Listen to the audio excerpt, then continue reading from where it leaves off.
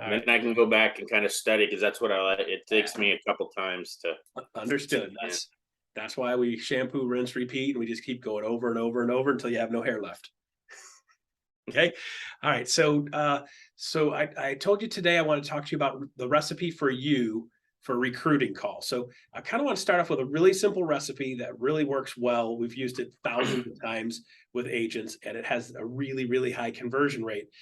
And we get a couple of interesting feedback pieces when I started doing this style of interviewing real estate agents. So let's just kind of set this up. So Jackson, you get a real estate agent. It's like, hey, I like the stuff you sent. That's cool. I'd like to talk to you more. Okay, so when you get somebody saying, "Hey, I want to talk to you more," cool. Then this is the way I structure that conversation. So I always have kind of a general direction I'm going with this conversation, and you may have seen this floating around on my board at one point or another. So let's extrapolate on this to make sure you have this recipe in your repertoire. Okay, so the ideal scenario when we're looking at doing a recruiting conversation, our goal is to move them from point A to point B. Okay, so point A is where are they now? Okay, and point B is where do they want to be? Okay, kind of works out great. Where are you? Where do you want to be? We're moving them from A to B. Okay, so here's where this conversation goes. When we first sit down in this recruiting conversation, the first thing I want to do with a real estate agent is say, "Hey, glad you showed up. Glad we're ready to talk. Glad you're willing to talk to me. Love that you're interested in having more conversation. So thank you for that." And before we really get into this, I want to make sure, number one, you understand that my goal today in this conversation is to make sure that you're making the best decision for you. I want you to make the best decision for you. If at the end of this conversation you say, "Hey, this is a good fit for me. I like this. Let's do this." Great. In this conversation, you may say, "You know what? This isn't the right fit for me. Probably not the right fit for me." I may be telling you it's not the right fit for you. Okay. So that's where I like to make sure we understand this is about you getting what you need. I'm just a facilitator of information so I can help you make a good decision. Is that fair? Yeah. Good. Now we've got a complete power shift. We've got a mindset shift for them because I'm not trying to sell them anything. I'm just trying to get them to understand where they are, where they want to be, and how they're going to get there. And then if we're a good fit for that, let's talk more about it. If we're not, that's fine too. Okay, so before we get started into what do we do, tell me a little bit about yourself and tell me about your business. Okay, so first thing you're going to do is tell me about your business. Okay, one, tell me about your business. Okay, so here's the thing, Jackson. As we go into this conversation, I want to leave this super open. Okay, so tell me about your business. And the reason I want them to want to ask that question that way is because I found that if I leave it open, then they'll tell me about their business or they'll tell me who they are. Okay, so first thing is tell me about your business, and then I'm going to shut up. Okay, if the person says back to me something along the lines of, well, what I really want to know is I want to know what EXP's comp plan is, or I want to know what your company's comp plan is. I say, okay, that's great. I'd love to get into that. I'd like to save that for a little bit later. Before we get into talking about EXP, I want to make sure you and I are a good fit to work together. Because if we're a good fit to work together, then talking about EXP makes sense. If we're not a good fit to work together, then talking about EXP is just going to be a waste of both of our time. So I'd like to kind of know where you're at right now. Tell me where your business is now and where you want your business to be. And then we can talk about how does EXP fit that. So we custom tailor this conversation to what you need to be successful and make a good decision. Does that sound fair? Yeah. Some people, when I get to that point, they're still fighting, kicking, scratching. And Jackson, I've got people that are flopping around like a fish on the end of a line. I'm like, okay, so hang on a second here. So if we can't even establish some basic parameters, if you want just basic information about EXP, you can just go online and get that. So why are we having this conversation? Why are you and I having this conversation? I'm going to start slamming the door on this thing at that point. If they're not willing to cooperate with telling me about their business, man, that's a giant red flag. Hey, you're not ready yet. Okay, so it's just like this. So a lot of people will say, well, Russ, but you're going to just throw it out. I'm like, no. What I'm doing is I'm opening the oven and I'm taking a toothpick and I'm sticking into the cake and see if the cake is done. If I stick the toothpick in the cake and I pull it out and it's got a bunch of stuff stuck to it, it ain't done cooking yet. I'm going to close the door, let it cook for a little while more. And then when it's done cooking, I'll open the door and pull the cake out, right? And they're like, but Russ, I want a bunch of tricks to be able to make the cake edible when it's not done cooking. I'm like, no, actually, you don't really, because like raw cake ain't that great. So A lot of people at this point, when they're already fighting, I'm like, all right, so hold on a second, let's stop. Like, what are you fighting me for here? That's a simple question. Like, why are you fighting me? You got to be that direct with people. So Jackson, after doing this 1,000+ times, if that guy's not willing to, or that girl is not willing to answer that question in an open and honest manner, or I can prod them into answering the question in an open, honest manner, if they're not willing to do that, they're not ready yet. So sorry, my nose is driving me nuts. Allergies are kicking my butt today. Yeah, no, it's a change of season. It's kind of, I get it too. Every year. I got ginger tea because I've been talking all morning here. So with that said, this is a great opener and it tells me who I'm talking to, right? So you're going to find a couple different personality types as you're going into this. You're going to find the analytical person who's going to start going, okay, well, Jackson, I closed 16 deals last year at an average sales price of, and I did 7 of them in this month and 6 of them in this month. They're going to be bullet pointing a bunch of details. Now I know I'm dealing with an analytical person. Great. This is one simple question gives me the ability to know I'm dealing with an analytical person. Okay. If the person's like, well, I just love the business and I love people. Now we're talking to an amiable person. So as I gather this information and the way they answer that question tells me if they're a promoter style person, an amiable style person, a driver type person, or an analytical person. Okay. So tells their disc by them talking, you get to know what Yeah. their disc, the profile, you get to know their the way they profile. answer that question. So this is just like going to a listing appointment. I sit down and say, today's going to be really simple. I know pretty much every time I sit down with a seller, they want to talk about 3 things. How much is your house worth, right? And they're like, yeah. Okay, great. And then the second is how much does it cost for you to sell a house, right? Yeah. And then the third thing is am I the right guy for the job of selling your house? By the time we get through 1 and 2, you're already going to know the answer to 3. Okay. So I'm not going to spend a bunch of time talking about myself unless you got specific questions. Is there anything else you want to cover? And you're going to, the answer to that will tell you the type of person you're working with on some level. Okay. So with that said, you want to get that engaged. Okay. Who am I talking to? Right. A driver personality is going to answer that question. Well, you're the one that's been reaching out to me, Jackson. So like, why don't you tell me, why should I join EXP? You're like, whoa. You're like, all right, you ready? Okay, so I know we're going to go right toe to toe. So I had a guy do this with me just a week before last, right? And he's like, well, you could tell me why EXP is so great. And my response back to him is I said, you know what? I got a bunch of really great stuff, but I could talk to you about 2 hours of nonsense, all kinds of crazy stuff we could talk about. So if you tell me where your business is now and where you want your business to go, I can talk to you specifically about the things in EXP that are going to help you get there. And it's going to be the stuff that makes the most sense to you. Would that be more valuable use of your time? And he said, yeah, I'm okay with that. Great. So tell me a little bit more about your business. And of course, a controller type personality, right? A controller personality can be like, well, what do you want to know, Russ? Look, give me some basic specs. How many sales did you do in the last 12 months? Okay. So when I ask this question, I want to know how many sales, right? You can ask how many sales in the last year or how many sales in the last 12 months. Or you could do, year to date, as long as we quantify this, right? You got to have some kind of quantifying of this. This is going to tell me whether I'm dealing with a high level producer, I'm dealing with a low level producer, I'm dealing with somebody with a high amount of sales, low amount of sales.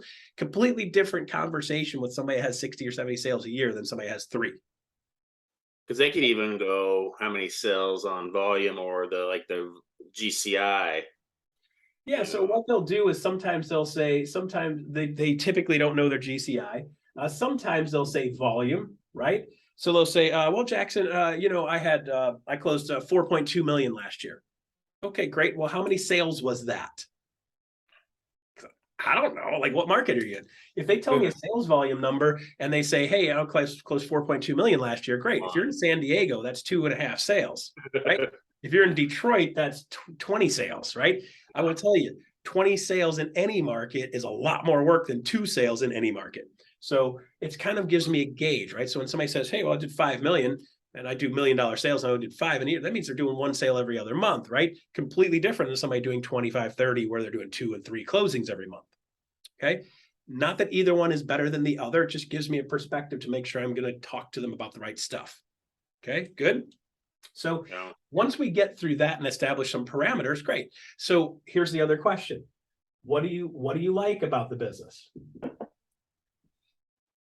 What do you like? Okay, what do you like about your job? What do you like doing? What do you not like doing? Okay, so here's the thing. You're going to ask them what they like about the business. They're going to start getting some warm fuzzies talking about the good stuff, right? Say, okay, well, what do you not like about this business? It's kind of important to make sure you ask these questions because two things happen. Now, I'm going to have them tell me the things that they don't want to do, right? And then if I can solve those, I can reduce pain, remove pain from their business. If I can remove pain from their business, then I got a better shot at hiring them. Okay, so the goal of asking these questions is to get to the point where they tell you where their pain points are. What do you like to do? So what I'm going to do is when we're talking about that, where do they want to be person, which we're going to talk about next, it gives me the opportunity and the ability to be able to flush out and have this conversation. Say, okay, so if I could get you in a position where you're talking to more people, you're listing more houses, you're eliminating some of the tech related issues, and we streamline so you don't have a ton of the back end BS in the business that you don't like, that would be a way better business for you. Yes, great. So if we can get you to 40 sales, show you how to get to 40 sales, and take away the back end BS and all the paperwork stuff that you don't like. If there's a way to do that in the system, you'd love your business more, right? Yeah, totally, man. Russ, you totally nailed it, man. I didn't nail anything. I'm just repeating back to them what they told me. If I don't ask them these questions, I don't know what their hot buttons are. Okay, so this is like sales 101. Hey, Jackson, let me ask you a question. You're in the store. Welcome to the store. What do you want to buy today?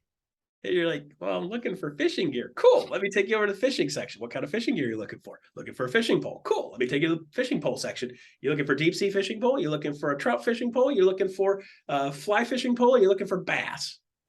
Bass fishing. Great. Well, here's a section where the poles are. They're going to work best for that. Cool. By the way, do you need some bait to go with that? Do you need something to tease the fish, make them jump on the hook? Yeah, cool. So you see how it's the same exact sales process buying a fishing pole at Bass Pro Shops as it is a real estate agent. If we don't ask them what they're looking for and get real specific, it becomes impossible for me to sell them something. So here's another simple analogy, right? Somebody comes up to the window and says, hey, Russ, I'd like a hamburger. And then my job is to go, okay, well, here's a hamburger. You want this? And they say, yeah. They just asked me for a hamburger. I offer them a hamburger and they go, I'll take that. It's a human nature thing, right? This recruiting game is exactly the same thing. What's your hamburger? Maybe they want a hot dog. Maybe they want a corn dog. Maybe they want a sausage. I don't know. Let's find out and ask them. If you ask them what they're willing to buy, most of the time they'll tell you. You don't ask them exactly like that, but by asking them these two questions, they're going to tell you what they like and what they don't like. And then what I'm going to do is sell them on, I'm going to connect them with a life that shows them how to get there. Okay. So you show them that, and then when you take them right there, you're like, you wanted the bass pole, you wanted Morley, and they're like, you repeat it back to them when you show them. You're like, oh wow, yep. Okay, so this, yeah, no, that makes sense. That repeat. This is the A part, right?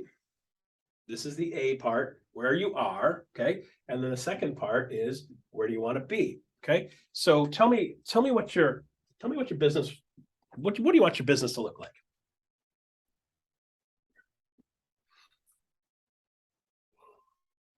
So what do you want?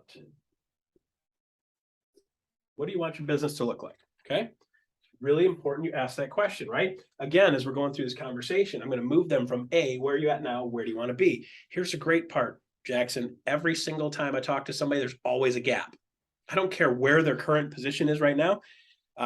If their current position is even 100, like Russ, I did 143 sales last year. That was me in 15, right? So what does that guy want? That guy wants something, right? So my job is to ask him, so what do you want your business to look like? For me at that time, I wouldn't say, hey, I want more closings.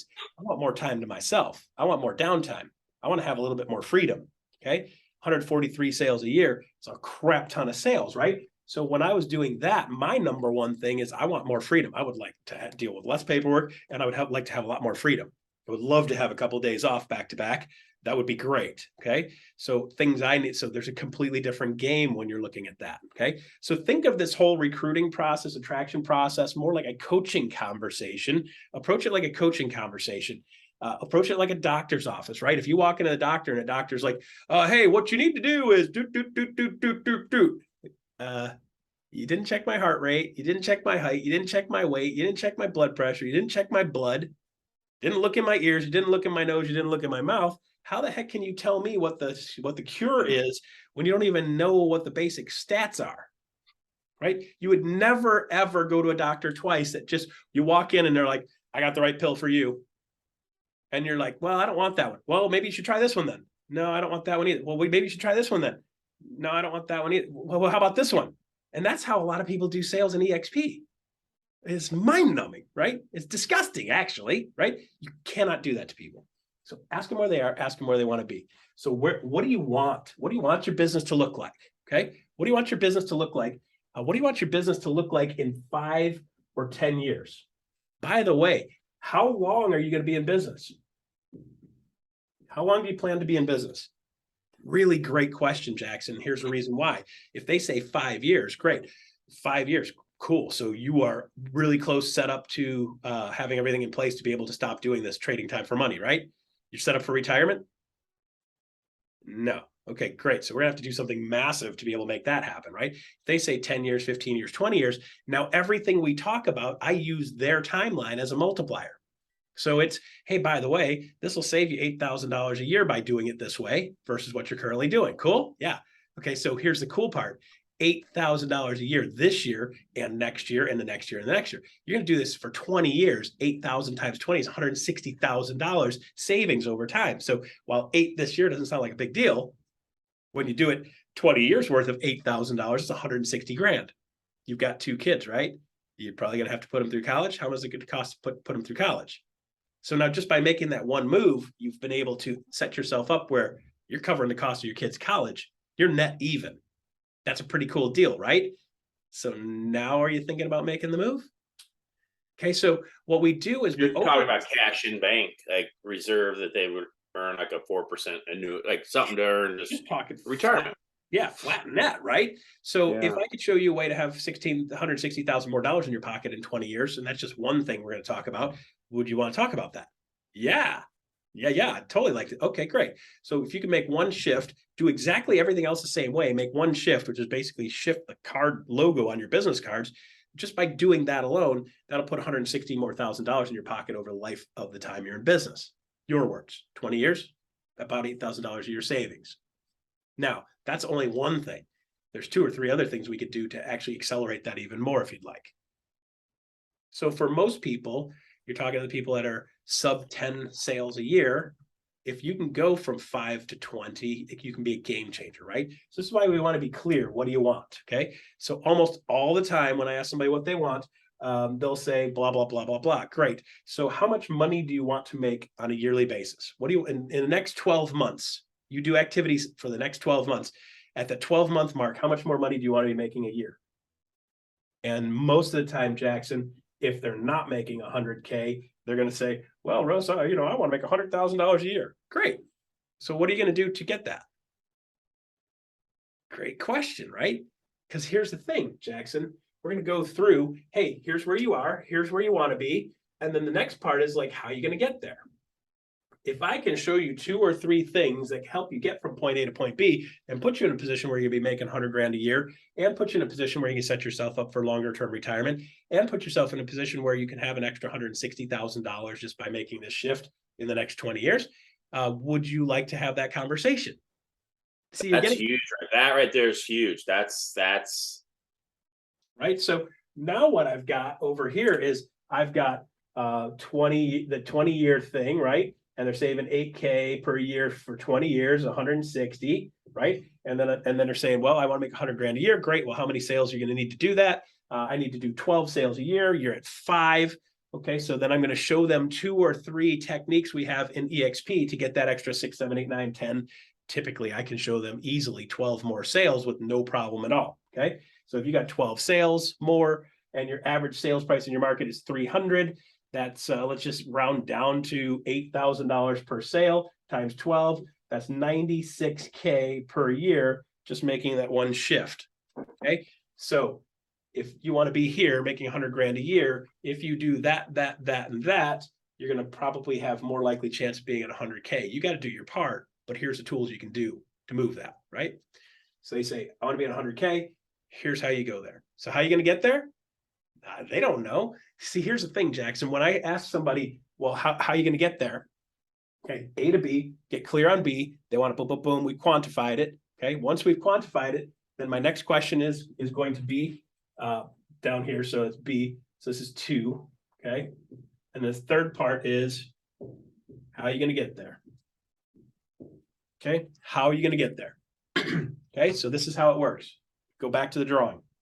Where are you at now? Ask the leading questions. Let them answer. Where you want to be, ask the leading questions. Make sure you got the answer. Okay, make sure What we're does BG clear. stand for again? B stands for B.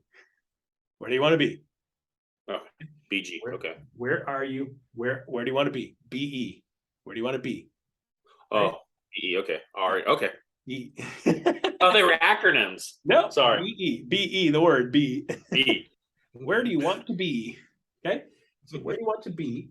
Okay. And then the last question is, third question is how you going to get there. Okay. So it goes like this: 1, okay, 2, and then 3. That's a simple recipe on how you get to them. Where are you at now? Where do you want to be? How are you going to get there? And when you ask them how you're going to get there, they're going to give you all kinds of crazy answers, Jackson. The ones that are more drivers, the drivers and promoters like, well, I'm going to do this and this and this, and I'm going to do this and this and this and this and this. Like, well, if you already had all that in your repertoire, then why are you here? See, because one thing I know is if we don't change what we're doing, we're going to keep getting what we got. So if you always do what you've always done, you'll always get what you've always gotten. So we're going to have to change something. So what are we going to change to be able to make that to be? So where are you at? So how are you going to do it? And then the third one's what? Where? How? How are you going to do that? Right? So over here, how are you going to do that? Okay. So tell me where you're at. Tell me where you are now. Tell me where you want to be. And then how are you going to get there? Okay.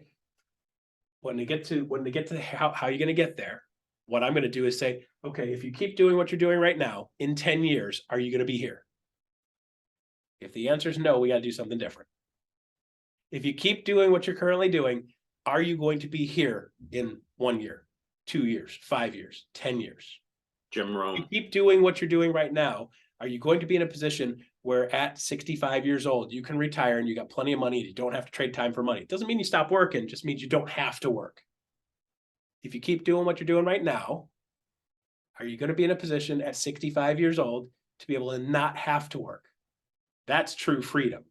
Now I choose to work. And so like people say to me, well, Russ, I don't want to retire at 65. I'm always going to keep working. I like working. Great. But you don't want to have to because you need the money. So at 65, you're working because you want to. Or at 60, you're working because you want to. Or 55, you're working because you want to, not because you have to.